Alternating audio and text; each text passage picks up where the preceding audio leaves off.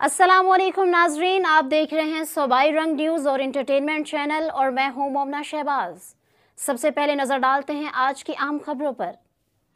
इंतहाई अफसोसनाक खबर शामिल करते हैं सरगोदा से। भलवाल के करीब मोटरवे पर कार से एक ही खानदान के 4 अफराद की लाशें मिली हैं, जबकि ड्राइवर बेहोशी की हालत में। रेस्क्यू ज़राए के मुताबिक लाहौर में बिल्डिंग कंस्ट्रक्शन का काम करने वाले अली नामी शख्स का भांजा, अहलिया, हमशीरा, वालिदा और कमसन बच्चा लाहौर से इस्लामाबाद भाई के घर जा रहे थे कि भलवाल के करीब मोटरवे पर अचानक सब पर बेहोशी तारी हो गई, जिस पर ड्राइवर उमर कासम ने गाड़ी रोक दी। काफ़ी देर तक गाड़ी मोटरवे पर खड़ी देखकर मोटरवे पुलिस ने रेस्क्यू 1122 को तलब किया, जिन्होंने कार के शीशे तोड़कर लाशों को बाहर निकाला। लाशों को भलवाल के हस्पताल मुंतकिल कर दिया गया है, जबकि ड्राइवर उमर कासम को तिब्बी इमदाद देकर लाहौर मुंतकिल कर दिया।